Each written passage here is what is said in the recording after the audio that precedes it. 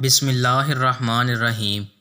سیدنا عبداللہ بن عمر رضی اللہ عنہ سے روایت ہے، رسول اللہ صلی اللہ علیہ وآلہ وسلم نے فرمایا، قیامت کے دن جب اللہ تعالیٰ پہلوں اور پچھلوں کو جمع کرے گا تو ہر دھوکے باز کے لیے بطور علامت ایک جھنڈا بلند کیا جائے گا اور کہا جائے گا کہ یہ فلاں بن فلاں کے دھوکے کی علامت ہے۔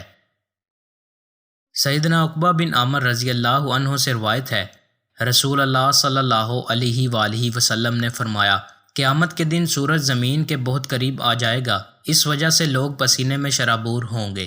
بعض لوگوں کا پسینہ ایڑیوں تک، بعض نصف پنڈلی تک، بعض کا گھٹنوں تک اور بعض کا دوبر تک، بعض کا کوکھ تک، بعض کا کندھوں تک، بعض کا گردن تک اور بعض کا منہ تک پہنچ جائے گا۔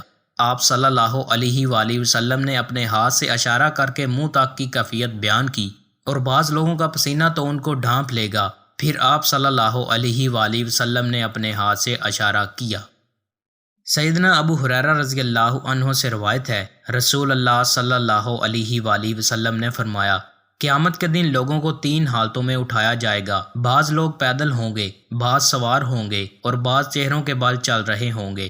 صحابہ کرام نے پوچھا، اے اللہ کے رسول، وہ اپنے چہروں کے بال کیسے چلیں گے؟ آپ صلی اللہ علیہ وآلہ وسلم نے فرمایا، جس ہستی نے ان کو ٹانگوں کے بال چلنے کی طاقت دی ہے، وہ انہیں چہروں کے بال چلانے پر بھی قادر ہے۔ خبردار وہ اپنے چہروں کے ذریعے بلند اور سخت جگہ اور کانٹوں سے بچنے کی کوشش بھی کریں گے۔ دوستوں، مزید اچھی ویڈیوز کے لیے چینل کو سبسکرائب لازمی کریں۔ بہت شکریہ۔